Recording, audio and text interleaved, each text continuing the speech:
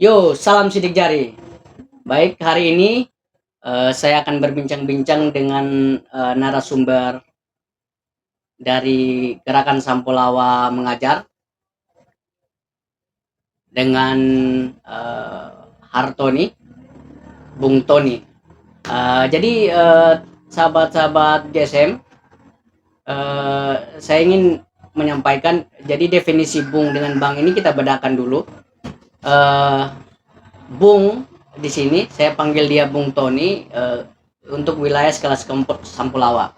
Jadi untuk wilayah Sampulawa dia bagi kami sudah dia setingkat Bung begitu. Jadi gimana gimana kabar Bung Tony? Alhamdulillah baik. Keserian bagaimana? Aktivitas di sekolah sambil sesekali di GSM. Oh ya ya ya. Berarti saya dengar-dengar ini lagi tunggu apa? Lagi tunggu pendamping hidup ya. Sedang di Sedang. rencanakan. Iya iya. Oh iya iya. Eh jadi begini Bung, bisa Bung ceritakan kepada sahabat-sahabat GSM, kira-kira eh, GSM itu sendiri itu bagaimana sih?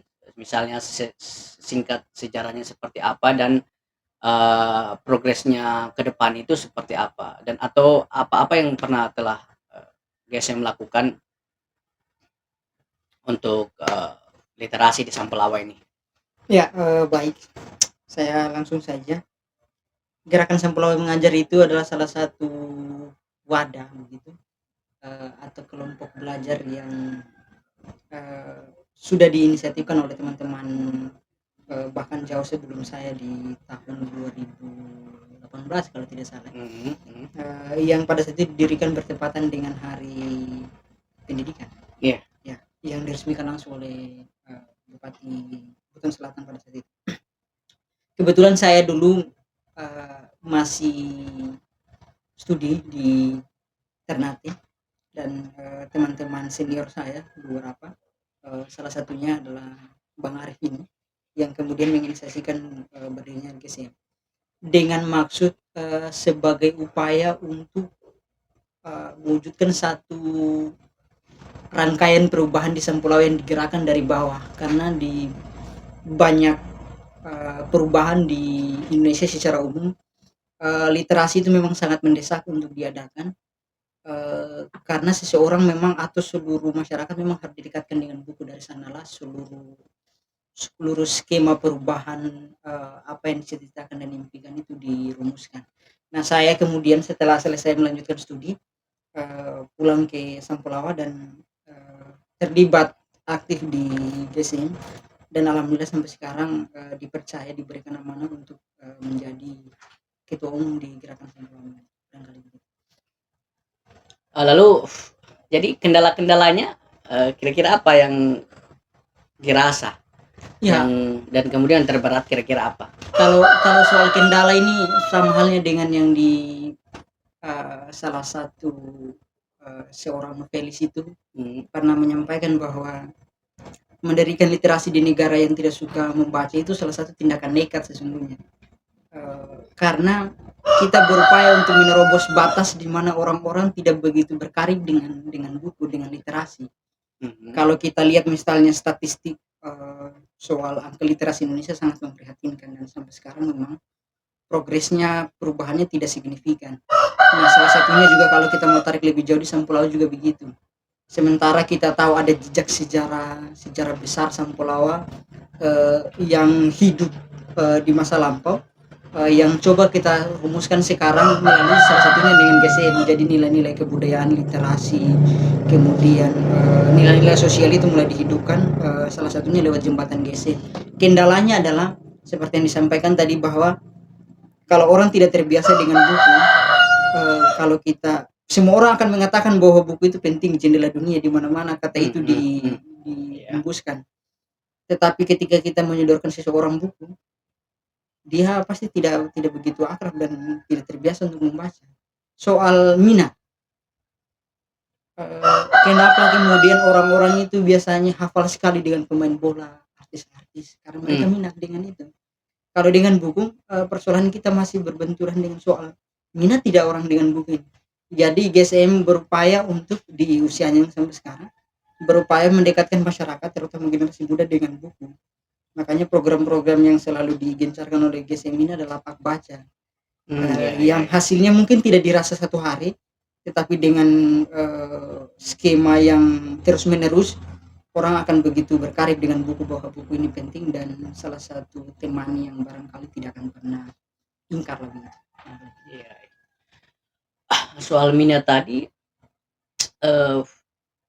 minat membaca ya. Ini kan generasi sekarang saya kira kan minat juga membaca, tapi membaca WA, chat, Facebook, bukan membaca buku ya. Nah, itu juga yang jadi problem ya. Barangkali daya tahan juga mereka ya, daya tahan membaca itu. Kalau chat ini kan kita bisa membaca, ya kan kita bisa lihat orang yang bermain gadget itu kan bisa berjam-jaman. Tapi kalau orang yang berbalasan-balasan WA, tapi kalau yang di buku ya paling 5 menit sudah menguap. Ya aneh juga ya, kira-kira gimana itu soal yang gitu-gitu? Memang kita tidak bisa serta-merta langsung merubah kecenderungan orang untuk bisa beralih seketika langsung ke buku. Di zaman dimana arus teknologi itu berkembang sangat masif, tetapi yang kita pikirkan adalah bagaimana makanya kemudian muncul buku-buku digital dan sebagainya. Itu kan sebenarnya salah satu upaya untuk orang masih aktif di media sosial, teknologi dan sebagainya, membaca status atau informasi-informasi, tetapi mereka dibiasakan untuk mencerna informasi-informasi yang ada di teknologi itu, sehingga skema yang sekarang dilancarkan itu adalah digitalisasi soal itu. Tetapi sekali lagi Ziauddin Sardar itu yang salah satu tokoh dalam Islam itu yang menulis buku Kembali ke Masa Depan, dia bilang bahwa secanggih apapun teknologi memang dia tidak akan pernah bisa menggantikan soal buku, karena kemampuan kita untuk memahami, mencerna informasi yang akurat itu hanya ada di buku. Kalau kita misalnya berpikir kita tidak merubah orang langsung ketika dari kebiasaannya di HP kemudian di buku langsung beralih ke buku memang sulit. Tetapi ini pekerjaan yang memang tidak bisa selesai satu hari, ini pekerjaan besar kita semua. Pelan-pelan orang tidak meninggalkan HP atau tidak meninggalkan teknologinya, tetapi semua berjalan beriringan. Itu misalnya ada skema yang memang dibuat, rutinitas yang berjalan. Dan itu apakah misalnya yang kita lacak hari ini itu masalah itu timbul dari mulai dari TK atau SD atau di SMP yang skema itu yang tidak berjalan dengan lancar, kemudian menjadi masalah. Seperti yang kadang beberapa kali kita bicarakan di luar dari podcast ini kan soal yang kita sebut sebagai habits itu, pembiasaan. Memang dari awal kita dari kecil memang kita tidak pernah dibiasakan untuk berkarib dengan buku. Kita bisa lihat kecenderungan sekarang bayi, bahkan anak kecil atau bahkan bayi itu ditidurkan itu dia harus nonton game dulu atau video-video di HP. Dulu orang tua kita sering mendongeng, membacakan kita cerita-cerita, sehingga informasi yang dibacakan dari buku itu terserap di kepala kita. Misalnya kalau kita mau lihat cerita yang ada berkembang di Buton pada umumnya dan Sempulama, soal cerita Landokin-Doke, itu kan sangat terinstal di kepala kita karena dulu orang tua kita sering mendongeng soal itu, menceritakan ada hikmah di balik itu. Belakangan kemudian ketika kita bertumbuh dewasa, kita mendapat informasi tentang hikmah dari cerita itu. Tetapi sekarang kan kalau anak kecil mau tidur atau bayi itu mau tidur, ya tinggal dikasih HP saja kemudian bisa terlelap. Jadi pengaruhnya memang sangat Ya, jadi seperti misalnya yang berkembang di Sampolao cerita Lapu Pulu Kalandu Kendoki tadi, pada akhirnya itu kan tidak, kalau kita tanya anak-anak sekarang kan pasti tidak mengenal cerita itu.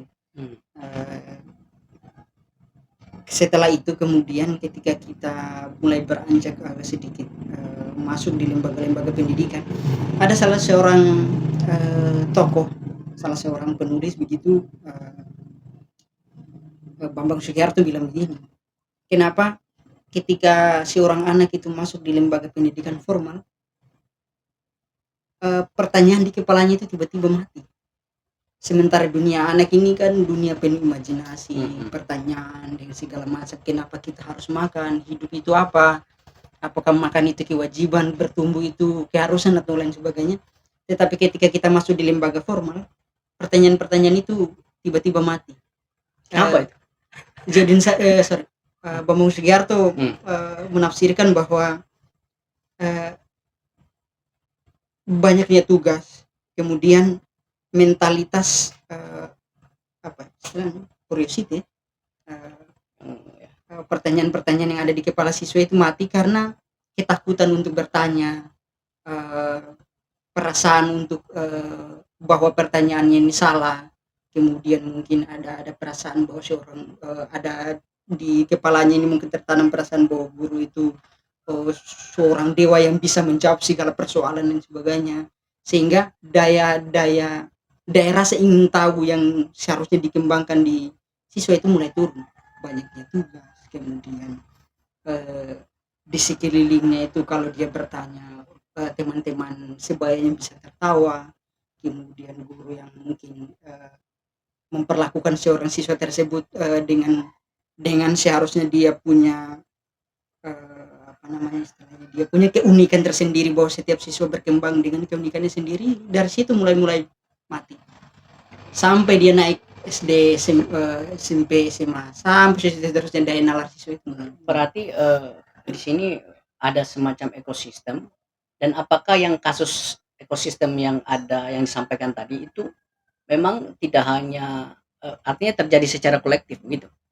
Hampir kalau kita mau riset-riset di sekolah kecil-kecilan, memang sistem itu berarti ada semacam berarti sistem yang terbentuk yang memang tanda kutip siswa jadi istilahnya hanya jadi apa ya, kalau kita bahasanya apa seperti orang-orang yang geopolitik dan geostrategi kan di setting kita untuk jadi budak ya, Iya, untuk hanya jadi ya rutinitas saja, itu saja, ketakutan mulai dimatikan. Ya, artinya ini metakognisinya kan dimatikan. Pertanyaan-pertanyaan itu di apa?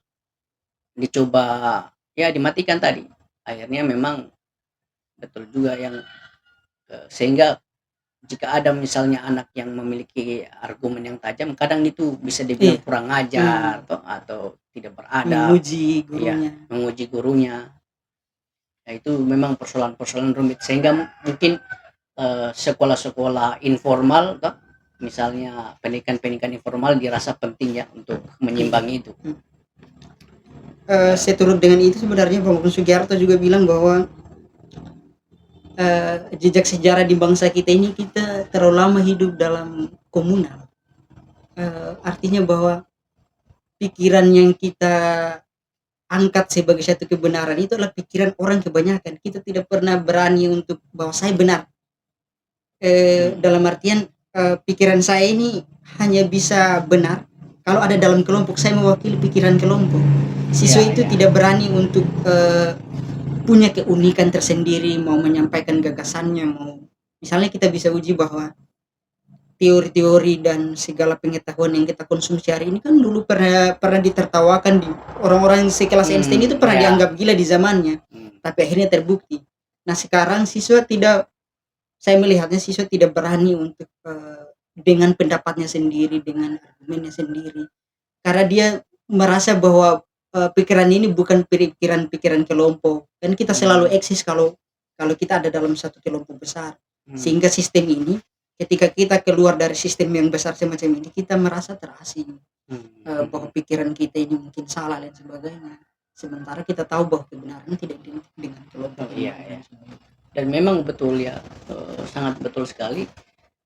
Itu memang yang apa, sistem yang terbentuk sepertinya mengarah ke situ karena pikiran komunal tadi misalnya ini apa ya, eh, ini meja.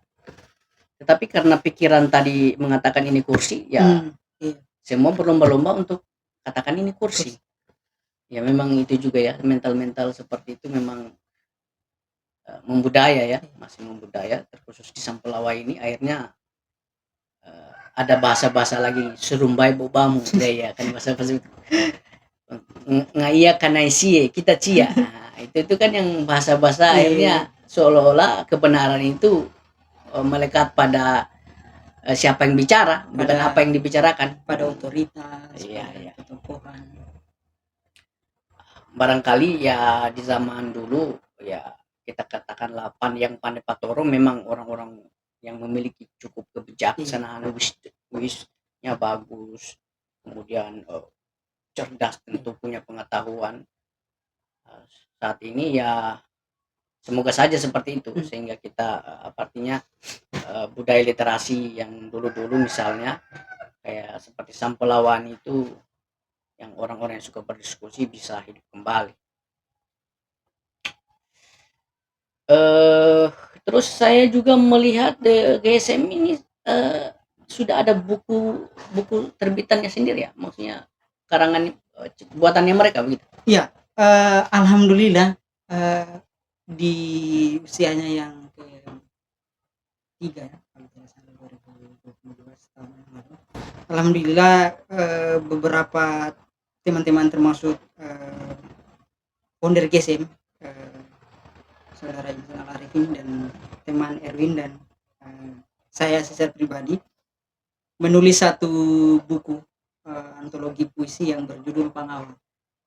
Karena kami mulai memikirkan bahwa memang literasi juga harus bergerak sampai ke ranah itu, di mana pikiran yang hari ini dikembangkan dengan orang harus membaca buku dan sebagainya, dia harus seturut dengan ada tulisan yang bisa sebuah karya legasi yang bisa orang baca gitu. Jadi alhamdulillah buku itu sudah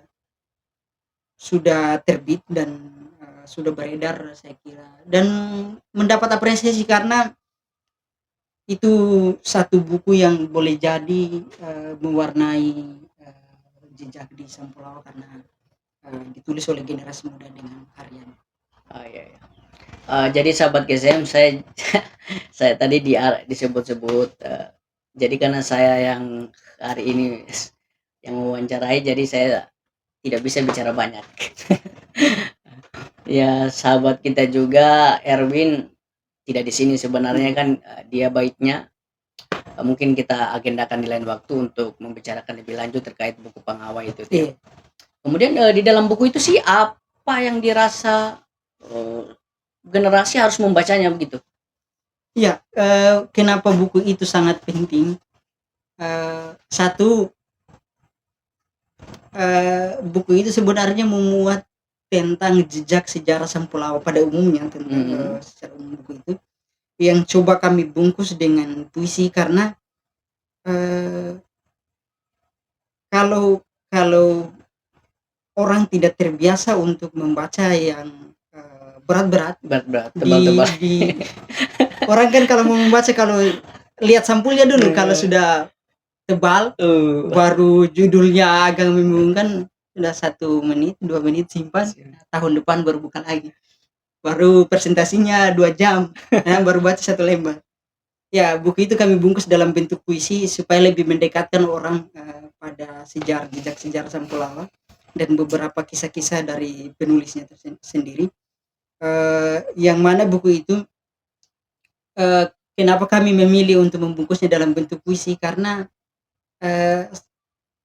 kami rasa bahwa puisi bisa lebih menyentuh perasaan orang, bisa lebih dekat dan ketika orang membaca orang bisa hanyut dalam satu peristiwa. Kita seolah hadir dan seolah terlibat aktif dalam kisah sejarah itu yang kami coba bungkus dengan dalam bentuk puisi. Makanya kenapa kemudian orang harus membacanya, satu memang ini adalah karya generasi muda Sampulawa. Ya, jadi memang GSM itu hadir untuk menjembatani banyak persoalan, saya kira di Sampulawa. Memang kami meyakini bahwa memang di banyak persoalan memang tidak bisa diselesaikan satu kali dan tidak mungkin bertumpu hanya pada pundak GSM. Kolaborasi sebagaimana moto yang sering disampaikan oleh teman-teman dari GSM atau yang dicetuskan di GSM itu bahwa no kompetisi, yes kolaborasi. Jadi kami berharap bahwa ada banyak pihak, ada banyak rekan-rekan yang turut terlibat berkolaborasi, saling bahu membahu membuka jalan satu peradaban Pulau ke depan yang melalui buku, karena dengan buku kami percaya bahwa peradaban Pulau bisa diangkat kembali. Jadi karena sebenarnya banyak hal yang ingin kita diskusikan, tetapi berhubung mungkin kita di akhir percakapan, ya kira-kira harapan-harapannya atau saran kepada GSM itu sendiri dan terkhusus Sampolawa itu kayak gimana? Di gerakan Sampulawa Mengajar ini kan memang terlibat di banyak bidang. Selain soal literasi, gerakan Sampulawa Mengajar juga terlibat pada persoalan kebudayaan, sosial, kemasyarakatan. Jadi kami berharap ada banyak lembaga-lembaga lain yang sama tujuan dan visinya untuk sama-sama saling bekerja, melakukan kegiatan-kegiatan yang barangkali akan sangat bermanfaat untuk di Sampulawa, karena kami merasa bahwa kalau kegiatan literasi kebudayaan ini menjamur di Sampulawa, tidak hanya satu lembaga, kami rasa bahwa kita akan punya satu ekosistem, satu kehidupan yang keseharian itu tumbuh dengan banyak percakapan, banyak dialog, karena dialog-dialog yang terjadi di Sampulawa ini sangat minim, yang menjembatani antara generasi muda dengan generasi tua, para tokoh-tokoh dan sebagainya, sehingga wadah-wadah semacam ini mungkin ada gerakan Sampulawa Mengajar, mungkin ada wadah dari teman-teman yang bergerak di bidang pembangunan, mungkin ekonomi, hukum dan sebagainya, sehingga elaborasi lebih jauh soal kegiatan-kegiatan atau hal-hal yang terjadi Sampulawa ini bisa dipresur dan generasi muda bisa antusias dengan banyak kegiatan-kegiatan yang ada di Sampulawa, sehingga tidak, istilahnya Sampulawa tidak jadi kota mati lah gitu. Ya, sangat disayangkan ya sahabat-sahabat GSM, percakapan yang kayak ini kita harus akhiri. Nantikan di koja-koja GSM yang selanjutnya. Salam sidik jari.